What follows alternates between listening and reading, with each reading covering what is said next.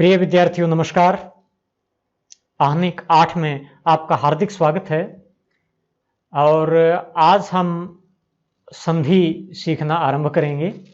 संधि को हम बड़े विस्तार से सीखने वाले हैं। संधि का मैंने बताया था पिछले आहनिक में कि 3 भेद मुख्य रूप से रहते हैं, बड़े भेद। स्वर संधि, व्यंजन संधि, विसर्ग संधि।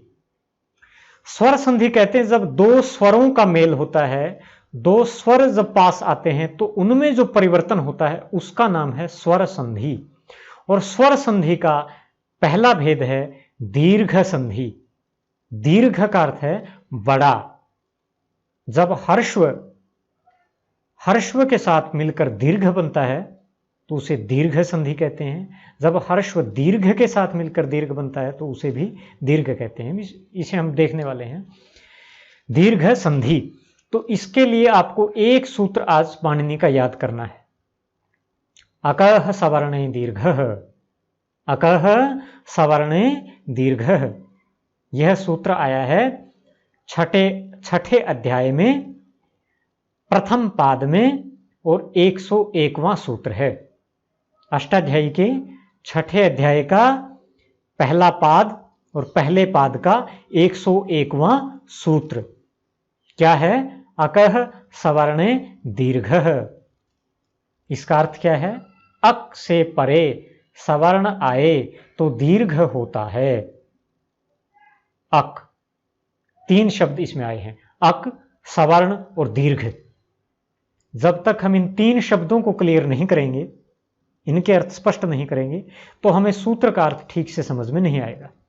तो एक एक को देखते हैं। सबसे पहले अक को देखते हैं। मैंने आपको प्रत्याहार सूत्र सिखाए थे।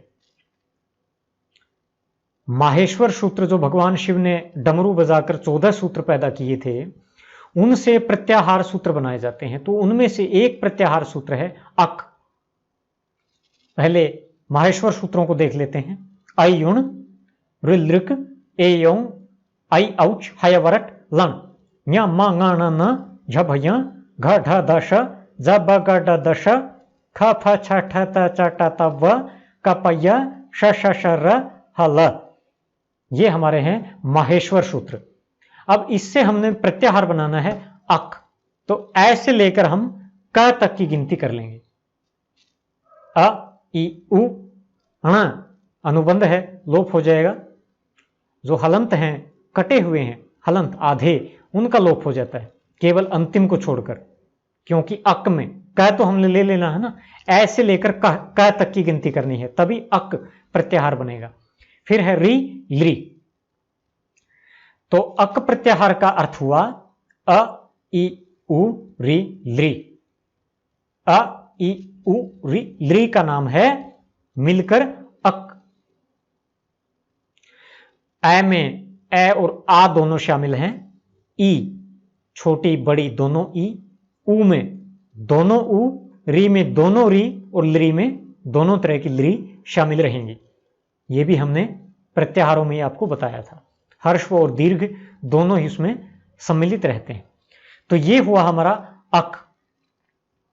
फिर हमने समझना है कि सवर्ण। सवर्ण किसको कहते हैं? स का मतलब समान और वर्ण का अर्थ है वर्ण, अक्षर, लेटर। जिनका उच्चारण मुख के उन्हीं भागों से होता है, समान भागों से होता है, वे सवर्ण होते हैं। जैसे अगर 2 वर्ण गले से ही बोले जाते हैं, कंठ से बोले जाते हैं, दोनों ही कंठे हैं, तो परस्पर सवर्ण कहलाएंगे।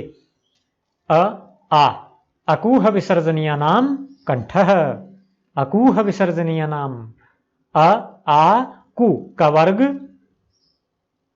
हकार और विसर्ग, इनका उच्चारण स्थान क्या था? कंठ।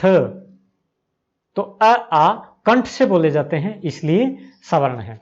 इतु यशा नाम तालु, तो ई तालु से बोले जाने के कारण ये भी सवर्ण है। और उ होठों से बोले जाते हैं दोनों, ये भी परस्पर सवर्ण है। तो अक से परे सवर्ण आए, यानी अपने ही उच्चारण स्थान वाला आए, यानी ए के बाद ए ही आना चाहिए। ए या आ दोनों आ सकते हैं। तो दीर्घ हो जाता है। दीर्घ क्या होता है? ये हर्स्व रूप हैं और ये इनके दीर्घ रूप हैं। ए का दीर्घ रूप है आ, ई का दीर्घ रूप है ई, ऊ का ऊ, री का री और ली का ली। ली का व्यवहार बहुत कम होता है, मैंने इसके उदाहरण भी नहीं लिए हैं। कुछ व्याकरण इसके उदाहरण दे देते हैं, व्याकरण की पुस्तकों में आपको मिल जाएंगे, लेकिन उनका प्रयोग कहीं नहीं होता है। आरंभ करते हैं। अ मिलकर बनेंगे आ। ए अक है, उसके बाद सवर्ण आया है, ए के बाद ए, दोनों सवर्ण है, तो मिलकर क्या बनेगा? दीर्घ हो जाएगा। दीर्घ रूप है आ। अ के बाद आ आए तो भी आ, क्योंकि दोनों सवर्ण हैं और अक हैं, अक भी हैं सवर्ण भी हैं। आ के बाद आ जाए तो भी आ हो जाएगा।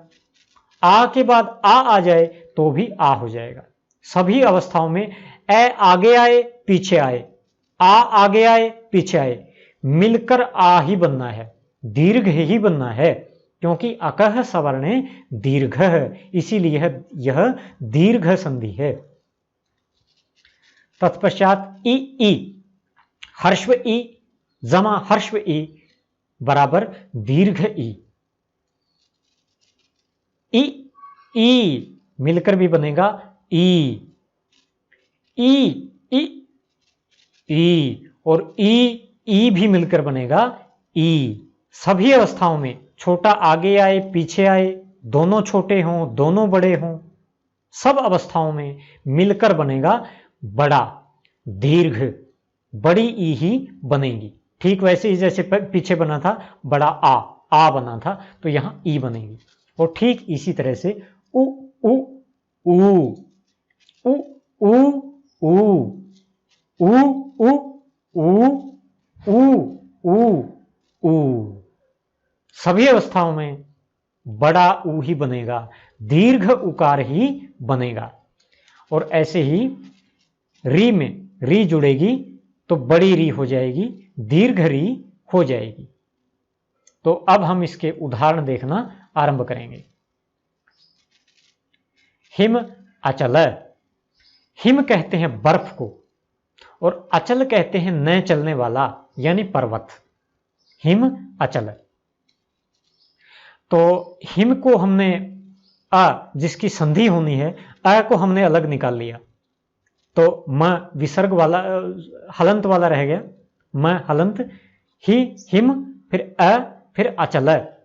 हमने दोनों को लाल कर दिया है क्योंकि इन्हीं की संधि होनी है। तो मिलकर हिम ए मिलकर क्या बन गए? आ, हिम आचल। अब मैं में जब आ की मात्रा लग जाएगी तो क्या हो जाएगा? हिमाचल। हलंत बीच में नहीं रह सकता है संस्कृत में, केवल अंत में ही हो सकता है। हलंत के बाद ये अगर व्यंजन है तो उसके साथ भी वो जुड़ जाएगा, डबल हो जाएगा या कुछ और परिवर्तन उसमें हो जाएगा। और अगर उसके बाद तुरंत स्वर है तो वो उसकी मात्रा ले लेगा। जैसे हिम आचल में उसने आ की मात्रा ग्रहण कर ली, हिमाचल। हिम आलय, आलय कहते हैं घर को, हिम का घर, बर्फ का घर, हिमालय। हिम ए को हमने अलग निकाल लिया, फिर आलय, ए के बाद आ आया है तो मिलकर क्या बन जाएंगे? हिम आलय, दोनों मिलकर भी दीर्घ हो जाएंगी, आलय बन गया। अब म के अंदर जब आ की मात्रा लग जाएगी तो क्या बन जाएगा? हिमालय। अगला है शिव आनंद। शिव ए हमने अलग निकाल लिया, फिर है आनंद। अब ए आ मिलकर क्या बन जाएंगे? आ, शिव आनंद।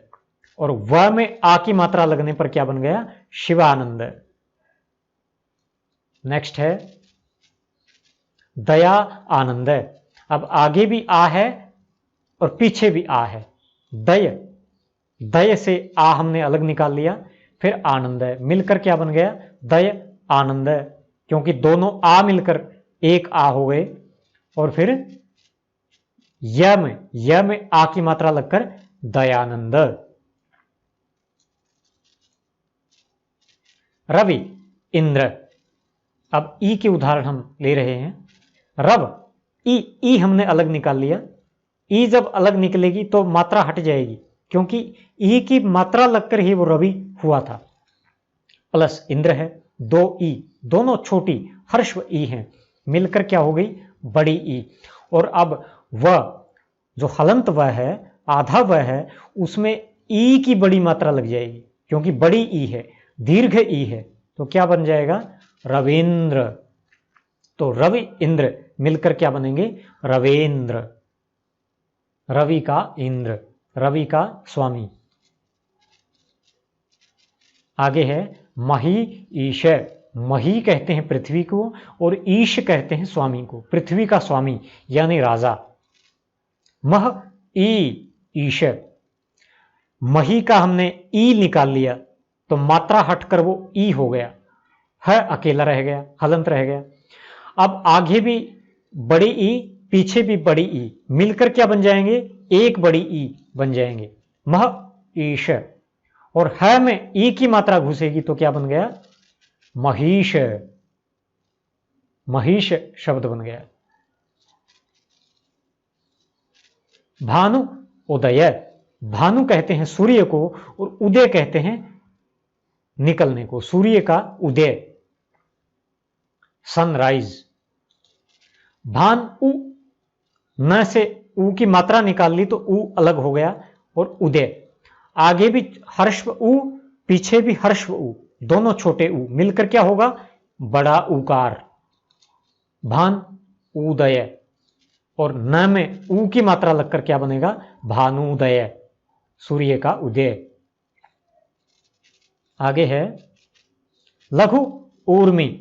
लघु का अर्थ है छोटा और ऊर्मी का अर्थ है लहर, पानी में जो लहर चलती है उसको ऊर्मी कहते हैं, वेव, वाटर वेव, ए स्मॉल वाटर वेव।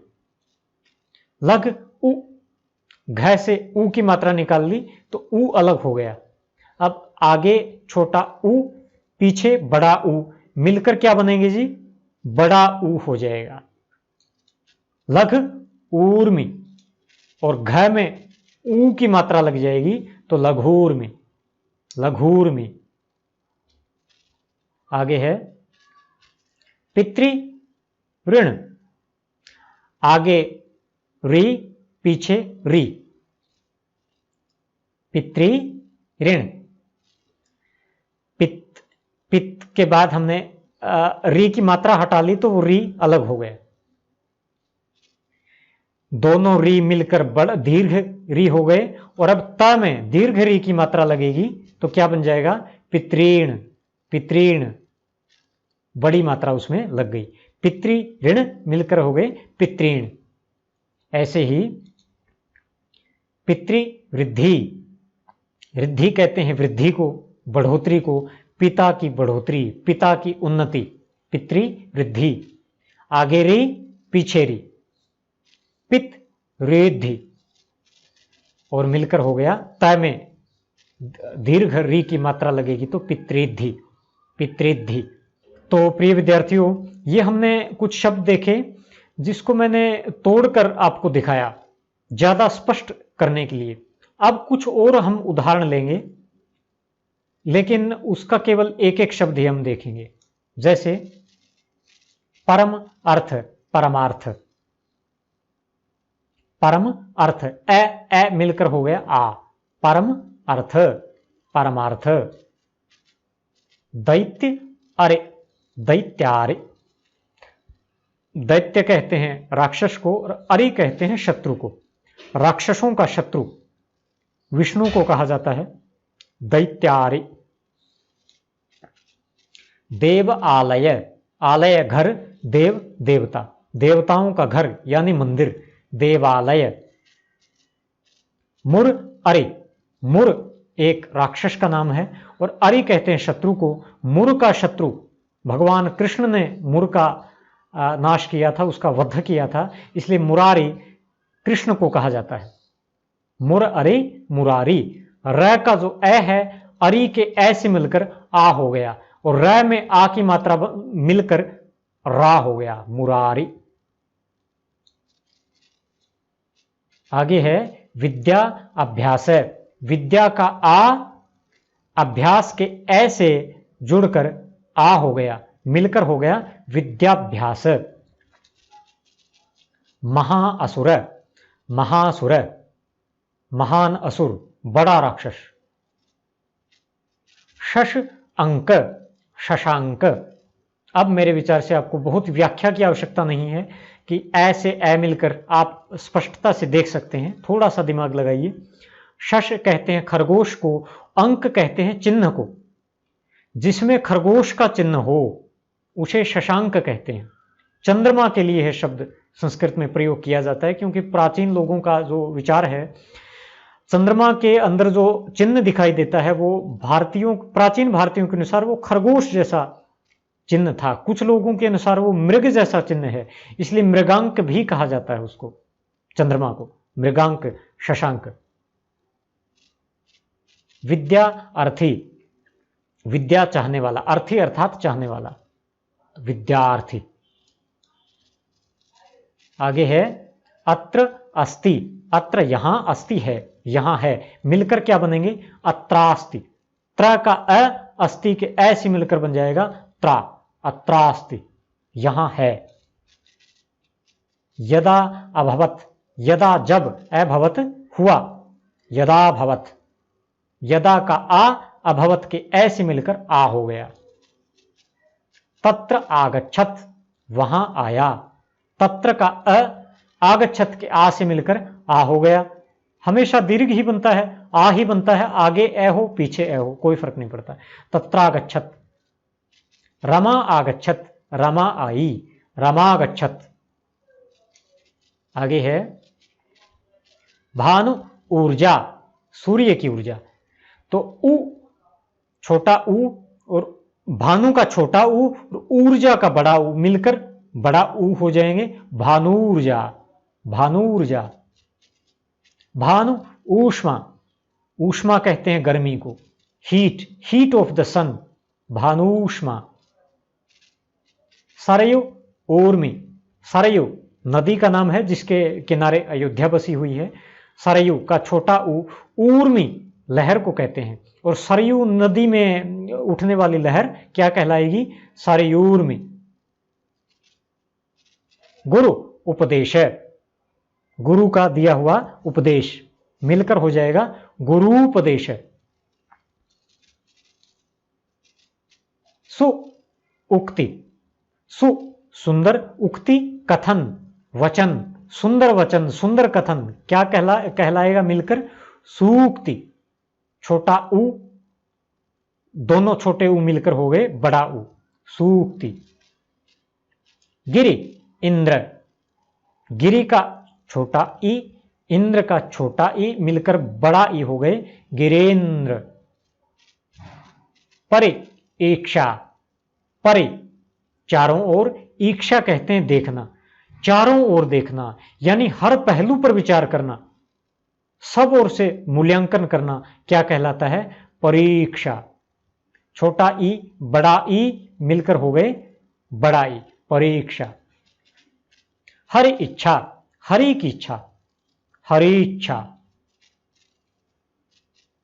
कवि ईश्वर, कवियों का ईश्वर, कवियों में ईश्वर, कवीश्वर। श्री ईश, दोनों दीर्घ ई हैं, मिलकर भी दीर्घ हो जाएगा। श्री कहते हैं लक्ष्मी को, ईश कहते हैं स्वामी को, लक्ष्मी का स्वामी यानी भगवान विष्णु, श्रीश।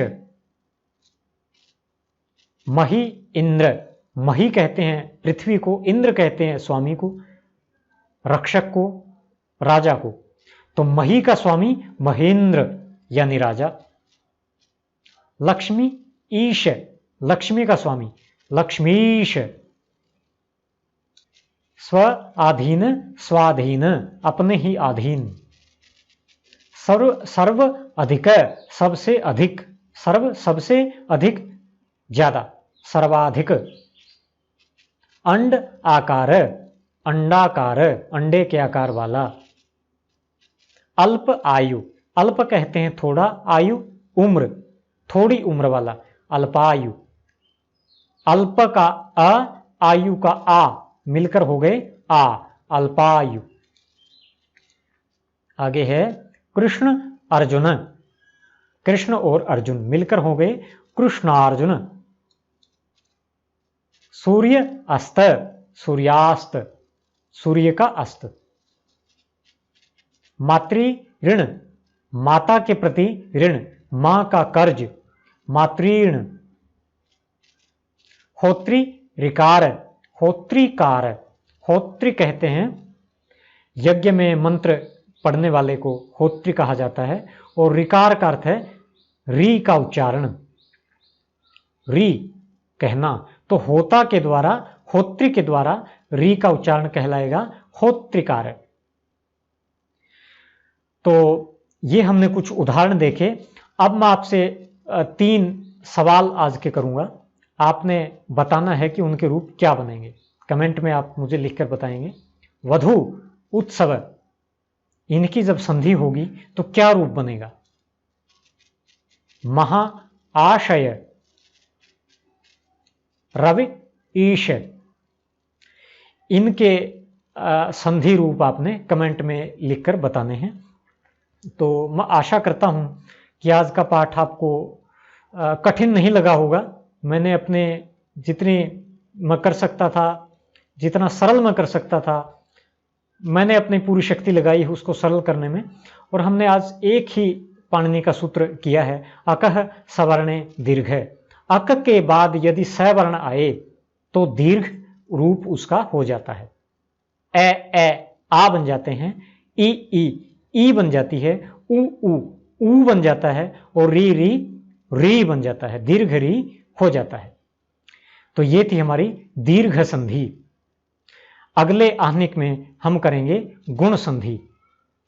तो मिलते हैं अगले आहनिक में, तब तक के लिए नमस्कार। जय भारत, जय भारती।